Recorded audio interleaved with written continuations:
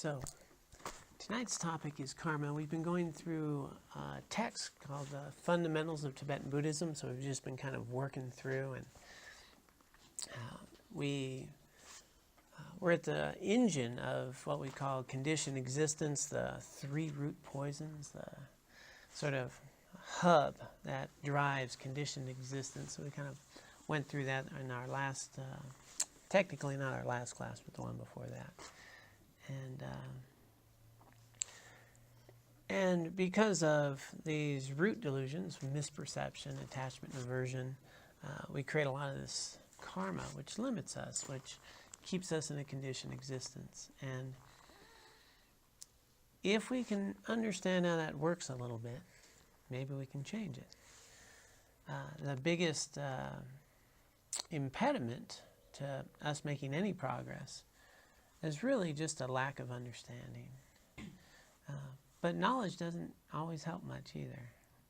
We can spend a lot of time having nice, interesting conversations about the meaning of life and studying text, and walk out and be pretty unhappy, just like that, or angry, or upset, or frustrated.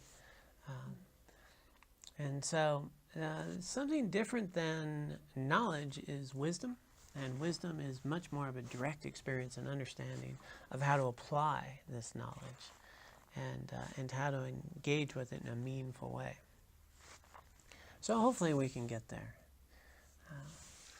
So for those of you who are newer, when we talk about a conditioned existence, within Buddhism, we talk about living in samsara, a conditioned existence. And basically what conditions it is karma. It limits us. It is this way that we experience the world. And within our teachings, this body will come and go, but my consciousness continues. And then takes a new life. And then things look different in their new life. And that there's a stream of consciousness going from life to life to life. But it comes in this cycle of existence. It's often called cyclical existence. You know, another life. And then ups and downs and attachments, desires, adventures, and then it ends. And then a new life. But all the time, not getting very far. Life after life after life after life. And sometimes they're wonderful, and sometimes they're challenging, sometimes they're quite painful, and sometimes they're quite luxuriant. But they all come and go. And throughout all the cyclic existence is this common problem. And this common problem is pretty simple, that we are just blown around by the winds of karma. Our impulses, our habits, our desires, our tendencies just drag us from one thought to another, from one worry to another, one concern to another, one desire to another, wrapped in this sort of turbulent mind that quite literally drags us around, you know. And it's so natural to us, we actually perceive it to be quite normal, that I should naturally be worried and concerned about things that haven't happened or may not ever happen, or quite natural that, you know, I should not be able to not worry. That's an interesting thing, right? We can sit there and go, hey, there's nothing to worry about. And your mind says what? Oh yeah, there is. And you go, no. And I'd like to concentrate on this. Your mind says, no, we're going to concentrate on this. And it just becomes a part of our normal existence. We feel quite helpless. So this is where karma comes in. If we start to understand how it works and what it is, and you know, oftentimes people reflect upon karma as just this, you know, checkbook kind of thing, right? Do a good thing happens. Bad thing happens. And so the universal laws of karma is more of an organizing principle, and cause and effect. It brings you know, the life that we have, and you know, how the sun rises and wind comes, and the environments that we create, and at any given point in our existence, there's a lot going on, right? There's a lot of moving parts in this world, right? There's wind and rain and people and, in cars. And I mean, just going from here to Glenwood, how many other beings are you going to come in contact with, all with their own karmas and their own things going on, and ants and, birds that are flying and ecosystems happening and people on the roads and people riding bikes and people who built the bike. I mean, there's just a lot going on, and that's just in this small town going to Glenwood. Imagine the world that's going on out there. And so, keeping this all organized and flow, we start to realize that our life is a much more interdependent process of everything going on simultaneously. And we're a little part of that. We often think we're the center of it.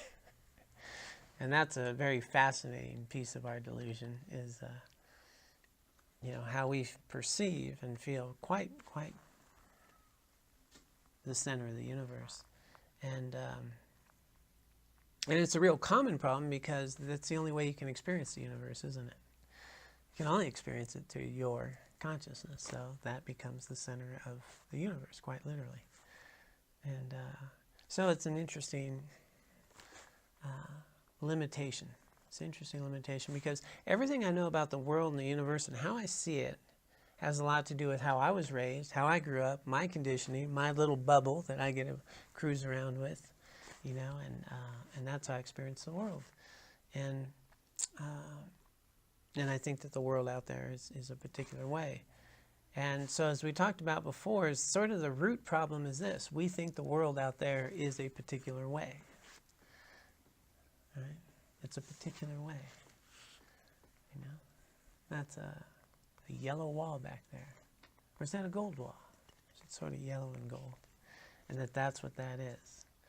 And there's a funny person, there's an idiot person, there's an interesting person, and that they all exist like that. So this becomes the problem, because we actually perceive a world out there that exists objectively from its own side, which is problematic when you go to explore that, right? Because it can't be possible. And we want to start to understand that the world we live in is a subjective experience, right? Subjective experience. Everything that I experience and how I look at you, and even all of you listening to the same talk, are having a very unique experience. There's some similarities, but you're having a very different experience. And whether you slept well, whether you were a little tired, whether you're a bit hungry right now, that's all having an impact on your whole experience of what's going on. And your upbringing, your conditioning, your previous knowledge of Dharma and Buddhism, very different experience to what you're even hearing right now. And so the world we live in, we just want to understand, is this very subjective experience that we're having, and it's interdependent. It's interdependent with who I'm arising with, and the environment I'm in, and what they're bringing to the table. And in this world that we participate in this interdependent world that's subjective and changing and moving and flowing all the time, labels appear. Label John, label Dharma teacher, when I'm walking down the street, pedestrian, right? New label. And Laura's husband, that's another label I get to wear a lot. And so the labels that appear, we forget that they're just labels. And those labels only arise in dependence upon the environment, the condition, what's happening, and they go away. They go away, right? Label of grandparent. Huh? Isn't that a good label? We like that one. And that label appears. And then it goes away. And it comes and it goes. So the world that we live in is this very subjective experience. It's interdependent. It's empty of these characteristics. It's not inherent in them. And we forget all that. We just forget all that. And we just think, well, I know Jimmy, and Jimmy's okay, and Susie, I don't like Susie. She's kind of stingy, that Susie. And I start attributing qualities to people, and then events and things that I like to do and things I don't like to do. I attribute qualities, and then they become those qualities. And every time I see Susie, And when I see Jimmy, cool to see you, Jimmy. And then something really weird happens, because Jimmy, who I like, becomes a jerk because he did this and he did that. Now I don't like him anymore. Now he's an idiot. And Susie, I got to know her a little bit. She's pretty cool. I like Susie now.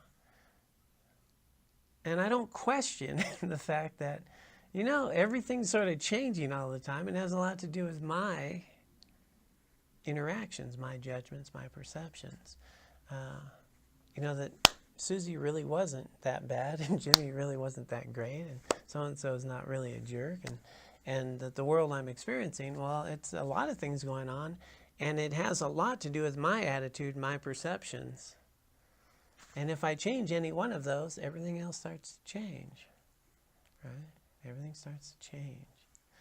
And I learned that Susie had this incredibly difficult, experience when she was young and had to take care of her younger child and go out and hitchhike and go to college. All of a sudden, Susie's my hero.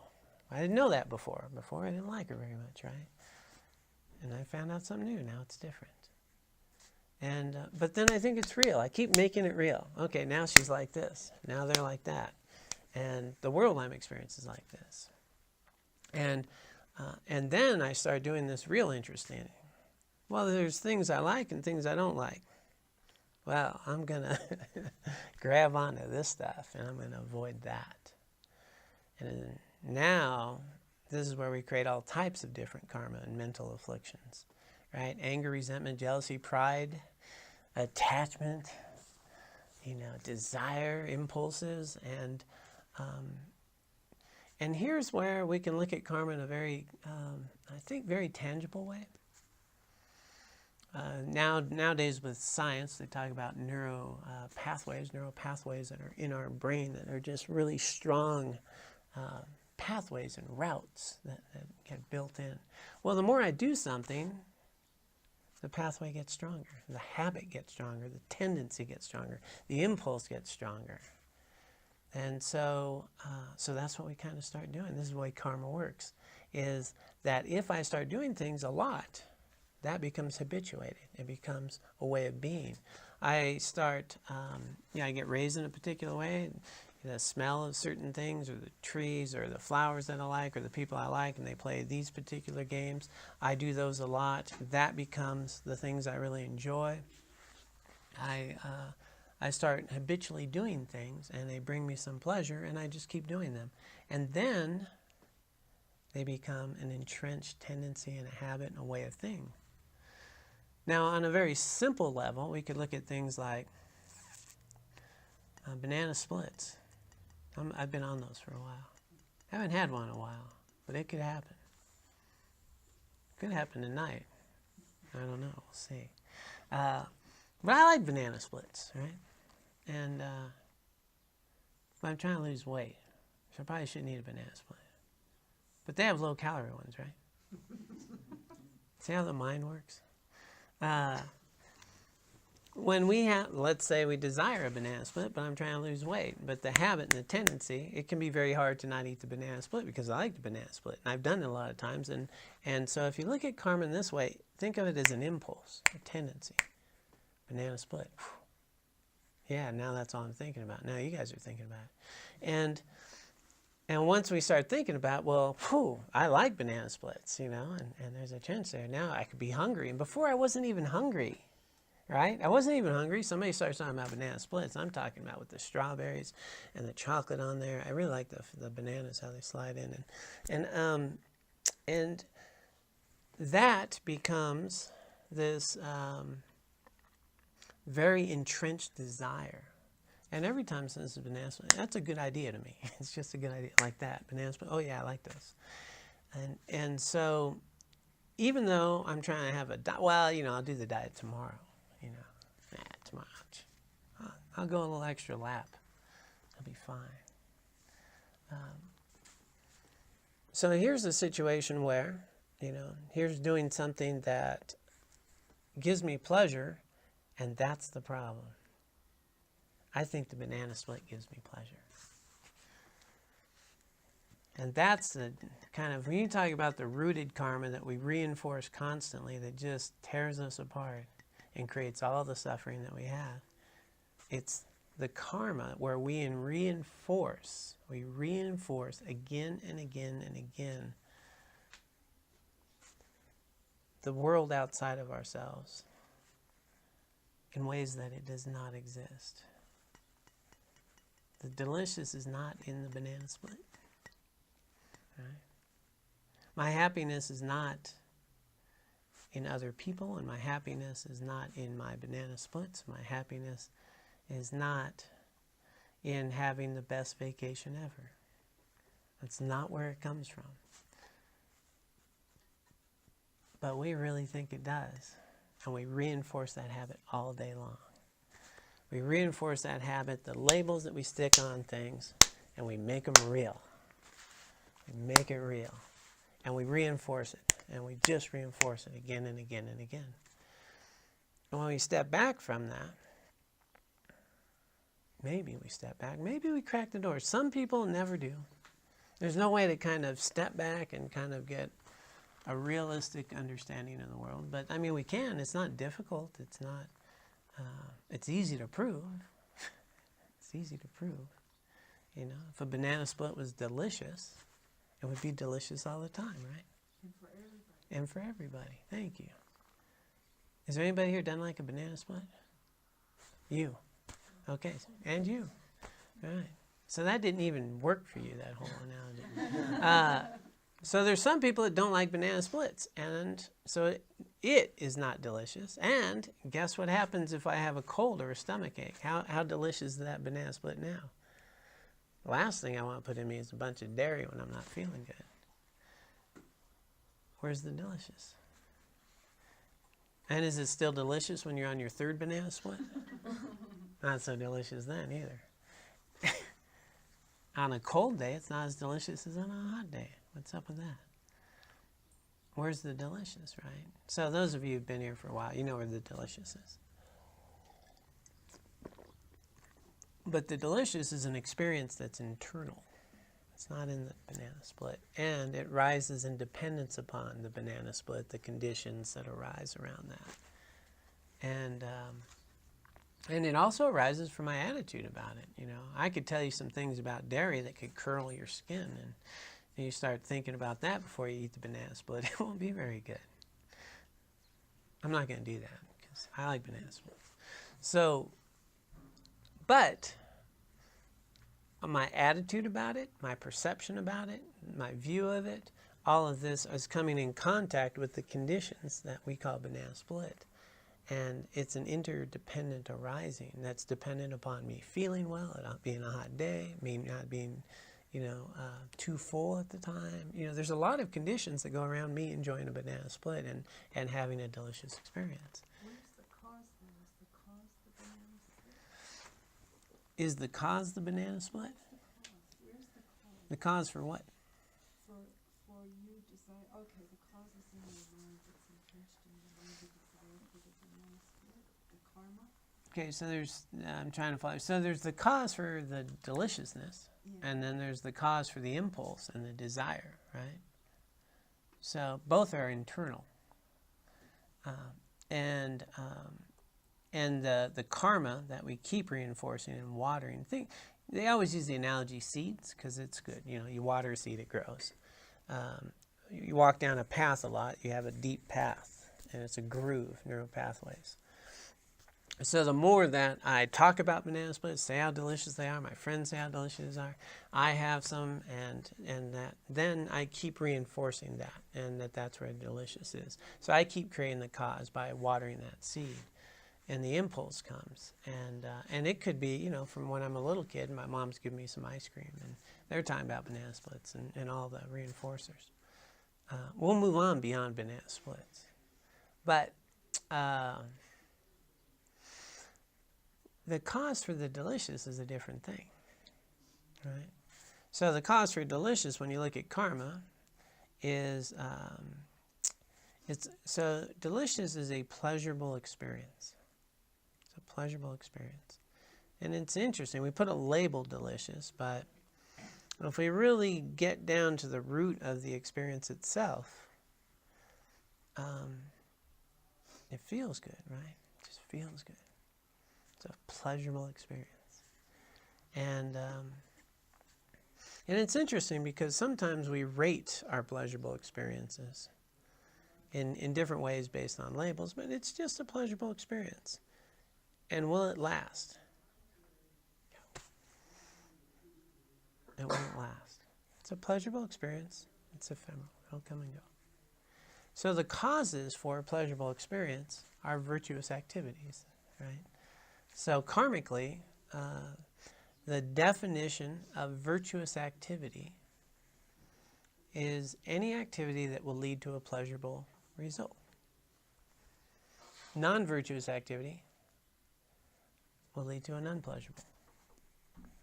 Not rocket science. So when I do anger, resentment, jealousy, frustration, I'm watering seeds that are going to give me agitated, unpleasant results, right? But that makes sense, right?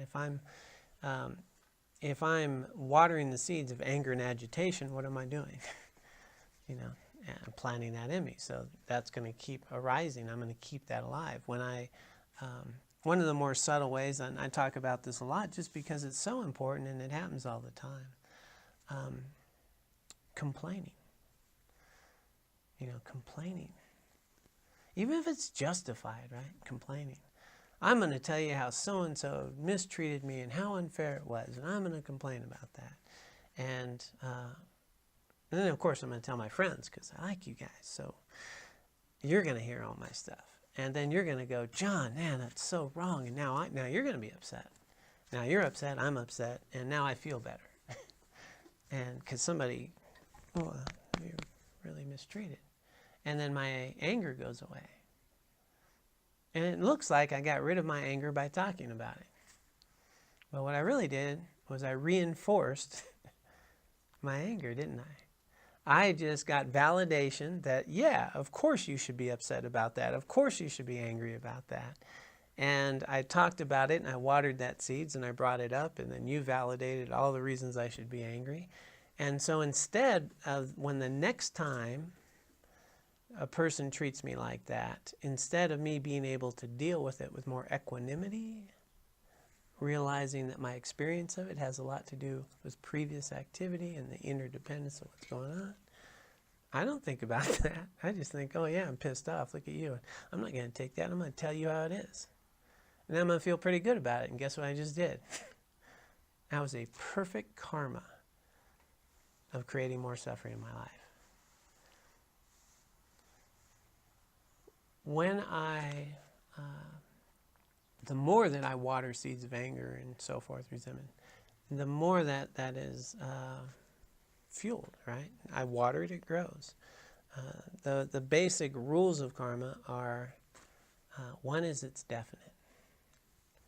There is nothing that happens without a cause. Nothing happens without a cause.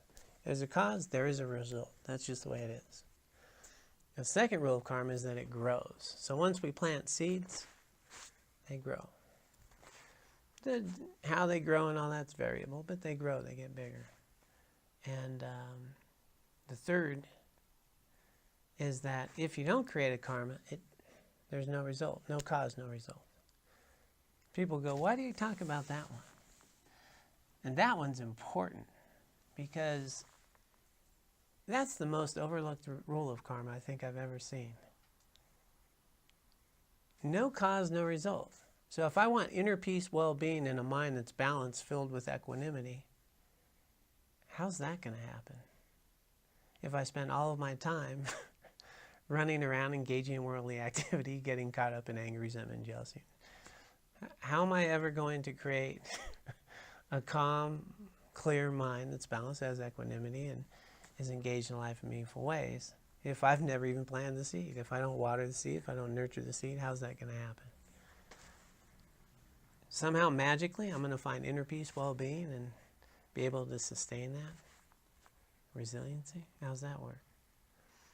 If I want to create these new, let's go back to science, neural pathways that can help support the life I'd like to live, that provide the conditions from which I can see more clearly, not get caught up in afflictive emotional states? Well, I need to water those seeds. I need to bring to mind that clarity, those thoughts, those activities. I need to walk that path. I need to water those seeds. I need to create those karmas. So if you think of karma on one level, just impulses, habits, and tendencies that I nurture and reinforce. Well, I can start nurturing the ones, that live in reality. I mean, that's our big problem. We just don't, one of the biggest karmic reinforce we have is that we really think that my suffering and happiness is somewhere out, it comes from somewhere out there. If I could just get the world to go my way, I could be happy.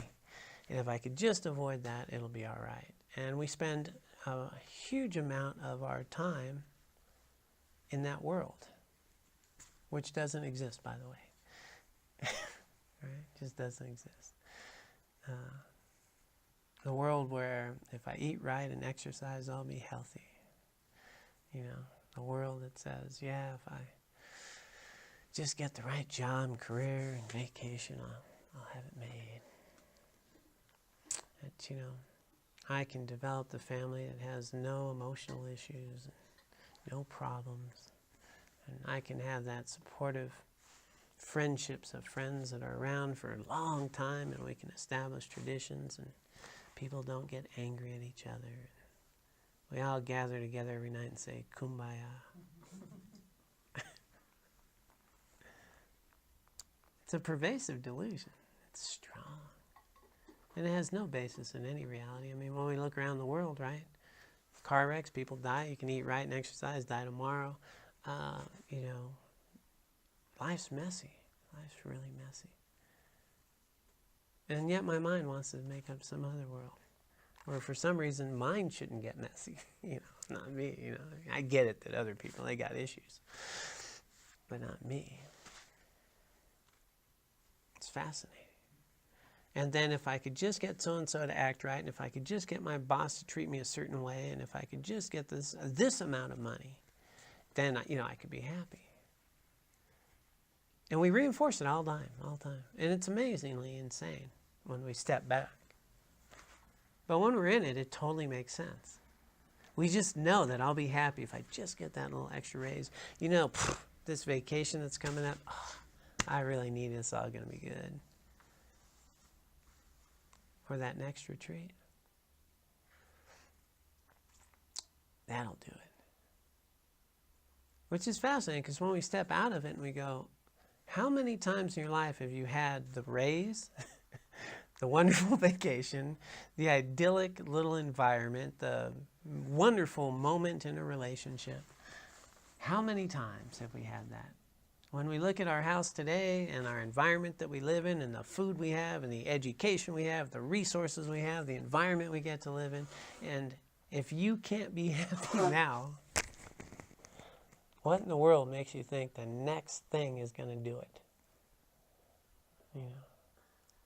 The mind is so this is the problem, right?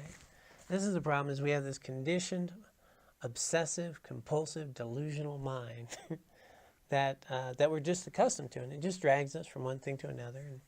And next thing you know, we're ordering banana split when we're on a diet. Because the impulse was there. And once the impulse is there, and then the desire is there, and then it's like almost inconceivable to not have the banana split. An interesting thing happens if you don't eat the banana split. And if you do something else, is you'll actually stop being hungry. Hunger goes. Comes, goes. When I get angry, it comes and it goes. When I get happy, it comes and it goes. Pleasurable moments, come and go. Agitated moments, come and go. But we really identify with them. We grab onto them and we reinforce. And so we just keep spinning this karmic conditioned existence that we actually fuel it quite unconsciously through our conversations, through the things we engage in, and how many times do we reinforce things that just aren't true, let alone are not healthy for us. I mean, it's fascinating. It's fascinating. Just in our normal everyday talk, right? Normal everyday talk. You guys know my classics, right? The favorites. I just can't wait till Tuesday. I bet you can. Best day ever. Yeah. Wow. That meal was simply divine. I just can't live without you. And think about just, our culture. Think about the words we use, the things we say. How we reinforce exaggerated qualities about everything. And even if we know they're not true, we reinforce it. And so we get pulled along for the ride. So if we look at karma, we start to understand that what I water grows, the habits, the things I do a lot become entrenched, and they create these quick impulses, desires, habits. And I don't question them, I just go with them. And then we become very habitualized to living a certain way. We become quite a prisoner of certain thoughts, feelings, and emotions. And then we get a realization that, wow, this is not good. I need to change. I need to see things differently. I need to expand. And we try to climb out of those habits. And pretty easily we fall back. It becomes very difficult. And oftentimes, it's simply because, with a spiritual practice, for example, or meditation, somebody wanting to meditate, well, if I spend, 20 minutes a day meditating, and I spend, 16 hours obsessively, compulsively engaging in activities with a distracted mind, 20 minutes probably ain't going to work so well, right? Get off the cushion. All right, let's go get busy. And just, water the madness. Do this all day, and then I go, okay. Or, Dharma talk, I do that for a little bit, and then I leave the Dharma talk, and then I plan, all the other stuff. And I keep reinforcing this. And so it's hard to change those habits and conditioning. But it's doable. It's totally doable. It's totally doable. The beauty about karma is, let's see, so I got to the third one, which was no cause, no result. The fourth one is that it just doesn't go away. Just doesn't go away. Which is also a good thing, because the good stuff doesn't go away either. The good stuff doesn't go away either. So if we can start engaging in our life in healthy and meaningful ways, we're going to start watering the seeds of the life that we actually want to live. And that can happen right now, in this moment. Right now, start building new habits. Again, back to science and research, the neuroplasticity, right? So our brain, we can build new neural pathways, new paths, new habits, and change that conditioning. We can start building these routes. We can start bringing to mind the attitudes that we'd like to dominate our lives.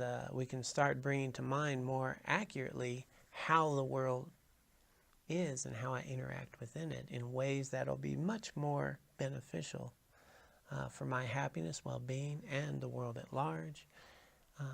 And this type of, ultimately mindfulness is the ability to bear in mind how the world actually is and stop reifying everything I come in contact with as though they have these qualities that I am putting on them, rather than understanding I'm projecting these qualities upon them, and the food and the things, and that this world's changing all the time. It's a subjective experience, and that my mental suffering and mental well-being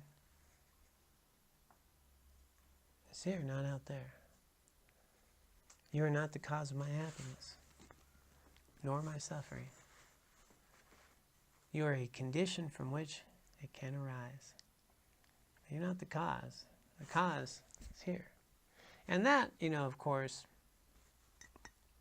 has been taught throughout time. Right? Our grandmothers probably told us that. They just didn't tell you, like when they say happiness inside job, they just don't tell you what that means, right? You know, happy, does that mean you think happy thoughts? Is that how that works? Tinkerbell, right? Think happy thoughts. Yeah. But actually, it comes from thinking realistic thoughts, which is much more a condition from which genuine happiness arises. But in general, just on a very basic level, Western psychology and so forth, when I engage in activities that are virtuous, when I create virtue, I feel better about myself, right? When I do things I feel good about, I feel good about me. Virtuous activity, that's how we create, genuine happiness, genuine well-being, integrity, honor, a value, a worthiness. When I do things I don't feel good about, I don't feel good.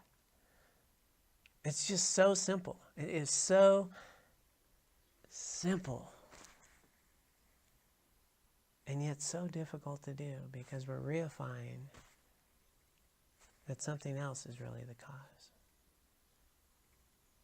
And we forget my well-being comes from how I live my life. I plant those seeds. Nobody else does. Nobody can make me feel bad. Nobody's going to make me feel good. People can be compassionate and kind and help support these feelings, and people can say angry things which I can choose to take on or not. But if I have worthiness and value, a sense of well-being and meaning, then it's going to be really hard to hurt my feelings. It's going to be really hard to really agitate me. Because when I have self-worth and value and meaning, then I understand, all the stuff that people say, do, things that come and go, they come and go. They're the waves on the ocean. I'm the ocean. I'm the ocean. I'm not the waves. The waves are part of my experience. And that comes from living a meaningful life, right? That comes from engaging in virtuous activity. Another way of saying creating good karma, right? Creating good karma. When I start doing habits and things that I feel good about, we know this. It's an experience we've all had. We feel good. If we look back at an event where we showed up in a way that was we really felt good about, even if it was hard and challenging at the time, but we did it anyway, there's a sense of value. And when I did things where I was selfish, self-centered, didn't tell the truth, I don't feel so good. So our real cause of pleasurable events then is this virtuous activity.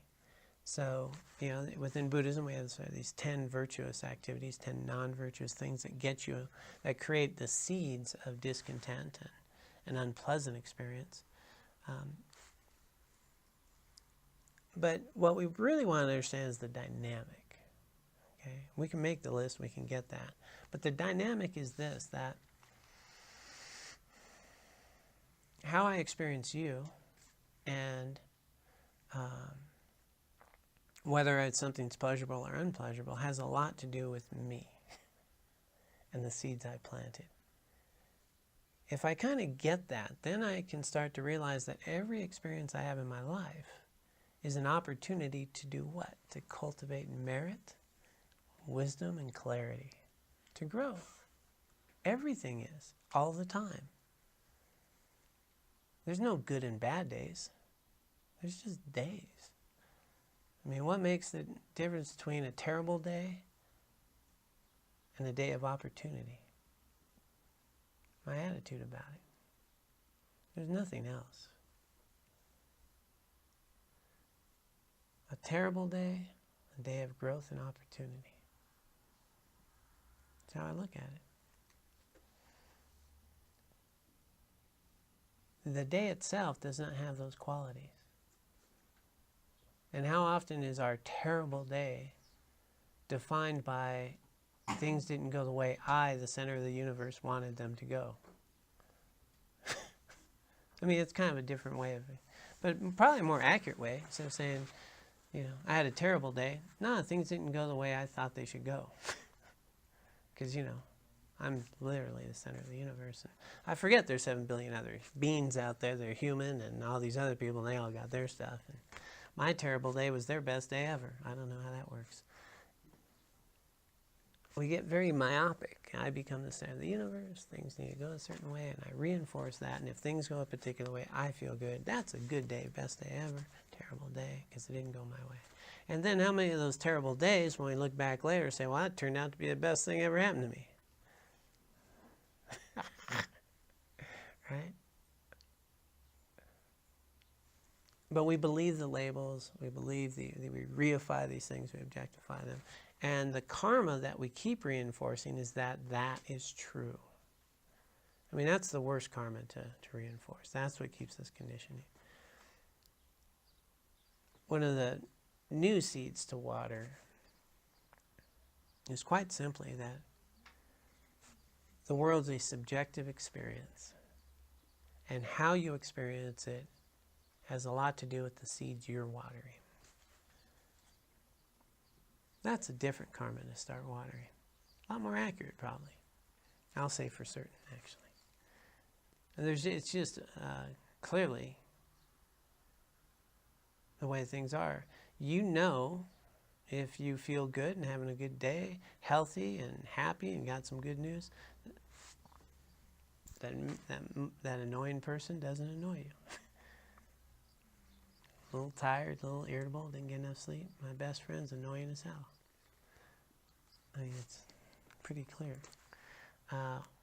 When I'm thinking, we used one the other day, which I think I'm going to keep coming back to, because we're such a biking community here. Right? We got a lot of bikes here. People spend a lot of money on bikes here. People get frustrated over bikes here.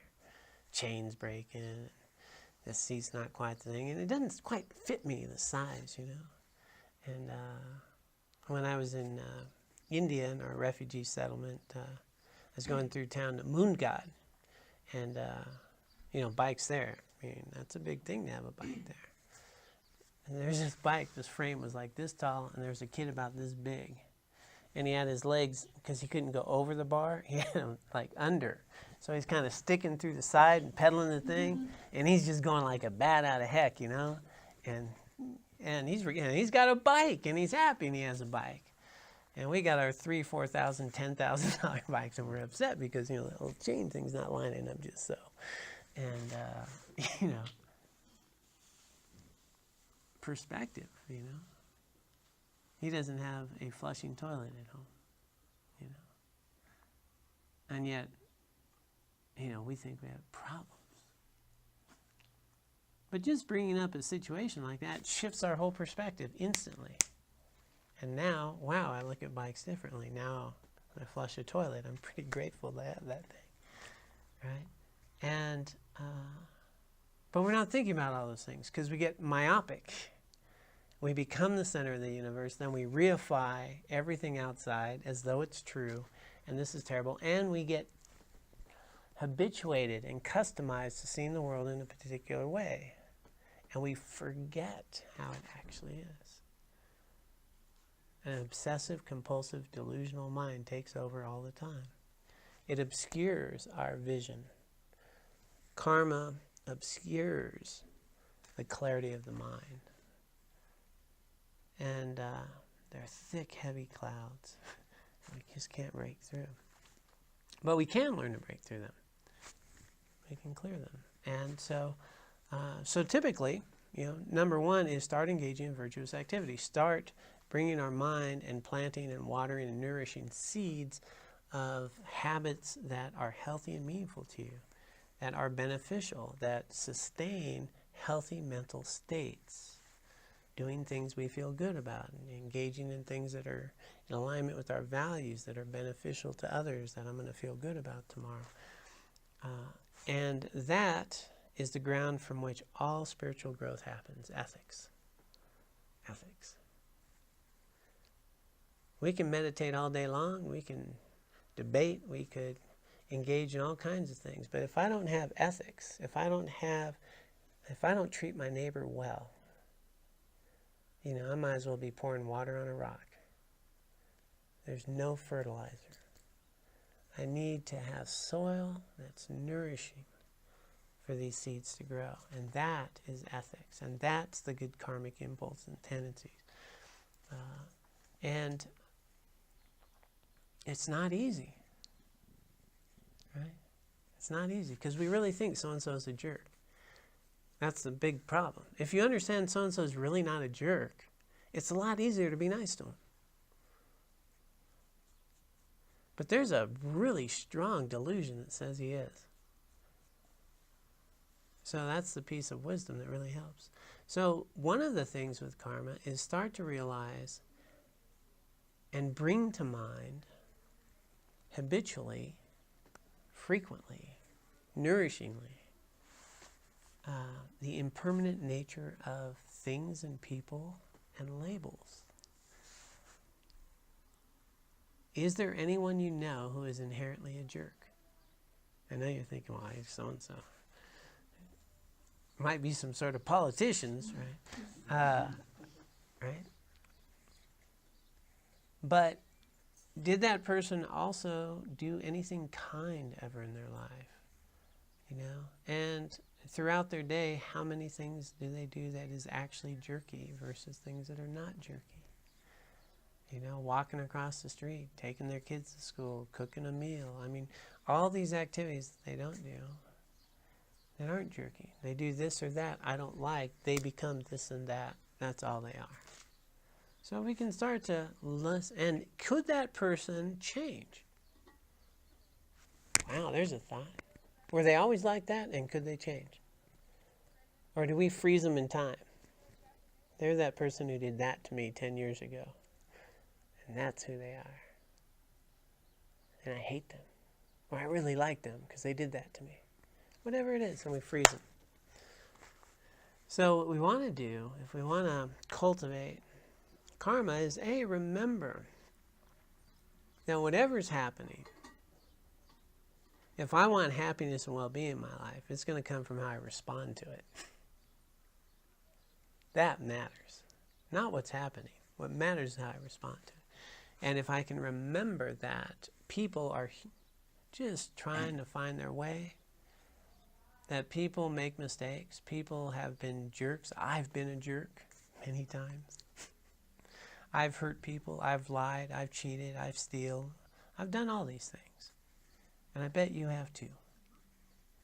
But when others do it, they're liars, and they're jerks, and they're mean. When I do it, yeah, you know, I'm misunderstood. And, you know, there were circumstances. And I didn't, you know, all this stuff. But when others do it, they're a liar. We need to remember that we're all trying to find our way. And that all of us make mistakes. And we need to be gentle with ourselves. And we need to be thoughtful with others. And we need to clarify the activity that they're doing that's harmful from their nature and value as a human being. And focus on the unhealthy thing they're doing and address that in ways that can nourish our relationship with another human being. And so if we start doing that, then I can start cultivating a different attitudes and interactions with others, watering seeds that are healthy and meaningful, and interactions that are nourishing, and that are watering the seeds of, first, good ethical behavior. But simultaneously, we want to be watering the seeds of wisdom, because that's our big problem. We just don't question it. So-and-so's an idiot, and so-and-so's funny, and so-and-so's a jerk, and this is that. We want to challenge that habit and say, I'm enjoying this banana split today, and I'm having a delicious experience. But if I eat too much of it, it's not so good. And if I don't have it, I can still be happy. It's an amazing thing. I can actually be happy without that. You know, I was at this thing yesterday, and the lady says, she got in the habit of saying, if this is the worst thing that happens, it's a good day. If I'm stuck in traffic and that's the worst thing that happens all day, it's a pretty good day. You know, if I get a flat tire and I can't make it to work and that's the worst thing that happens, well, that's a pretty good day. You can see where just changing a perspective like that shifts your experience, right? If you change one thing, you change your whole experience. And that's my attitude. Gain perspective. Think of a little kid on a bike in India. And it changes our perspective of our experience. Our experience is not this objective thing that's happening. It's a very subjective thing that we're bringing a lot to it. So, with karma, we really want to understand that if I want to have a result of worthiness, value, a sense of wellness and well-being, well, I need to do things that nourish that. You plant those seeds, right? So instead of lying and cheating or critical and argumentative or angry and resentful, well, I start speaking in ways that are inclusive and value others and honor people and bring people together and communicate in ways that are meaningful and healthy. Well, then I nourish those seeds. So, the big top 10 list. You can't have a karma talk without the big top 10 problem list. And so they say that, the Buddhist teaching basically said out of the myriad of things that we do that create mental afflictions and create the causes for unpleasant experience, the first three are that we do with the body are killing, stealing, and sexual misconduct. Those are top three. I mean, these are all desire stuff. So killing, stealing, sexual misconduct. Stealing, taking things that don't belong to me, and sexual misconduct, really engaging in sex in ways that are harmful, and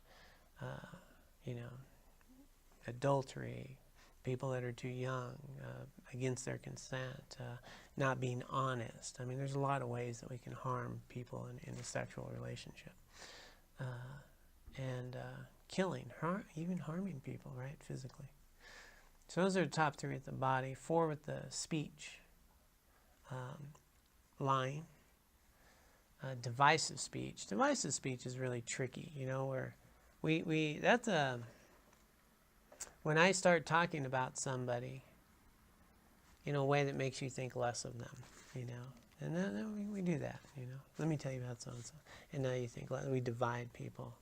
A harsh speech, very critical speech, like yelling at someone or demeaning them in some way, putting them down, And then this one is more of an idle gossip, more of, it's really unnecessary speech. It creates a lot. And you can see how, not just on a weighted thing, but if I spend my time talking a lot, needlessly, about a lot of things, what am I reinforcing?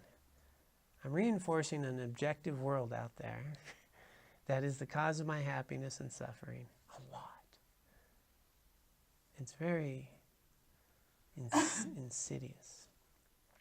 And then with the mind is ill will, a mental state of ill will. I really want them to get theirs. I want them to suffer.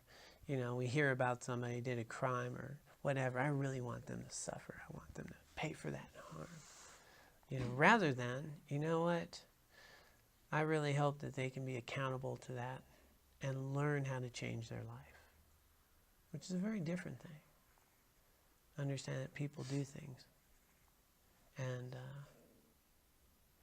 we still hold them accountable. But we want them to find a way to be okay, which is different. Covetousness, this sort of jealousy and coveting what others have. That's a really, that's a fascinating thing, right? Somebody tells you, oh, hey, yeah, we're going to Kauai next week. It's your friend even, and you're thinking, nah, I'm not going to Kauai. I should go to Kauai. Why do they get to go to Kauai? Instantly dissatisfying, and this covetousness and wanting what others have, and it just creates this intense desire, which just is the seeds of dissatisfaction. And the last one is what we call wrong view. And the wrong view is this, really what we've been talking about. It's the idea that there is no sort of cause and effect, that not understanding that I'm really creating the seeds of my happiness and suffering. A wrong view is that there's this objective world out there that's treating me a particular way, as opposed to understanding that I am bringing a lot to this party. You know, there are things that happen that are terrible, and one thing I do want to say, it's I think important to always recognize when we do a talk on karma, we are uniquely responsible. And this talks about karma in this lifetime and even previous. So things we don't even know about previous lifetimes are shaping our conditioning. You'll notice that when kids are born, certain ones have certain personalities. They like this, they like that. Even twins will have different tendencies. You know, they're coming in with these impulses and tendencies, these karmic imprints. But that does not mean that if I go out and get mugged and somebody busts my job and I can't see, or I become paralyzed, that's my fault, okay? Or if I become victimized, you know, raped or whatever, that's my fault. That is not what karma says. It does not say that. There's our karma. There's the karma of this little Sangha today that we're creating collectively. There's the karma of Carbondale. There's the karma of Colorado. There's the karma of the United States. And when we think about crime, well, all the conditions that give rise to crime and over how many years of people not having access and resources and generations of violence or abuse on them. I mean, there's a lot of layers of karma overall that are creating all these environments. I mean, karma, if you get in a car wreck, karma, people who created the cars, the marketing of the cars, the people who built the roads, how many people, you know, there's all these things floating around out there. So when I get hurt like that or become a victim, I might have a little skin in that game, but that's it. There's all this other stuff that's going on. And so sometimes when people hear karma things, they just think, well, you know, they have it coming. And that's not what karma says. And karma also says we can change things. The beautiful thing about understanding karma is you can totally change things. You can liberate yourself and actually be totally free of mental and emotional suffering. You can find inner peace, well-being, resiliency, and you can stop being subject to an obsessive compulsive mind that's dragging you around and be totally free of that and engage in life very clearly and fulfillingly and be liberated from all of this conditioning. But we need to stop watering the seeds that limit us. We need to stop feeding our prison guards. We need to stop, you know, helping them out. And we need to start liberating ourselves. And we start liberating ourselves with engaging in, first off, virtuous activity that's based in reality. You really fuse those two. The Eightfold Path starts with right view, understanding that this is a subjective experience, and if I want inner peace, well-being, and happiness, that's going to come from how I respond to what's happening. What I'm doing now is creating my future. How I experience things in the future. What's happening now is how I've already done it. So, karma is a messy business. But there's an aspect of it you have total control over. If you choose to develop it. And that is how you respond and the seeds that you water mentally and physically. Clear? Easy peasy, right? Okay. So, of course, easier said than done. And the problem is our mind gets busy. We walk out of here, and then we see the jerk. And we get pissed off, and we start telling people. So we need to stop doing that. It's like taking a nice shower and going out and jumping in the mud. That's where a daily practice of meditation helps bring my mind back to reality. And every day in the morning, before you go out in the door, start watering the seeds of wisdom and clarity, reminding yourself that here's a day that will never come again. Here's a lifetime that I get to engage in, and I get to pick the seeds I'd like to water today consciously, and try to maintain that through the day. Do that a little bit each day. Now you're starting to build new neural pathways. Now you're starting to live differently. And yeah, you're going to fall, and then be nice to yourself. Don't ever beat yourself up. That's not helpful. Here's a new moment. And now I just had a lesson. All right. So we'll have to end there because we're already at 7:03. But I do hope you found that beneficial. And we'll do a little dedication as we do announcements. I think most people know we will have the Venerable Tenzin Priyadarshi here for a day on July 30th. Incredible Lama, and a rare and precious opportunity to have the day with him. You can register on the website, online, or I think there's some flyers here. On Monday, July 25th, we'll have the book launch. I wrote a book. We're going to have a book launch and a signing. And I'll try to be semi-interesting. And so that's the 25th. There's flyers for that. Saturdays, we do a Buddha of Compassion practice every morning, Chenrezig practice, and a little book study at 10 o'clock. So anyway, all that information's on the website. And the monks are coming in August. Yeah, so we'll have the monks of Ganden Chartse Monastery. We'll have them here for about 3 or 4 days. We'll plan some events. So we're going to need people who are interested in volunteering for these events to let us know, since we need to get moving. They're coming quick. So we like to have volunteers that can help man tables and greet people and all the stuff that we get to do. So let us know. Normally I'd say see Shannon or Aaron, but I don't see Aaron, so we can see Julie here. And yeah, we'll take names. All right? Did I do okay? All right. Thank you. She's my monitor back there. All right. So let's take a moment and do a little dedication. Dedicating the merit and wisdom that we've accumulated for the benefit of all beings.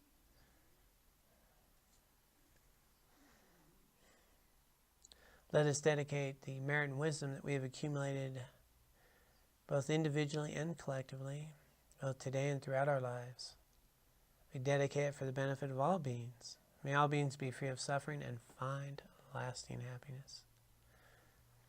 And may we be able to use the merit and wisdom accumulated here today and throughout our lives to purify our minds, to help us see more clearly, to engage in virtuous activity that liberates us from mental afflictive states and achieve enlightenment for the welfare of all beings.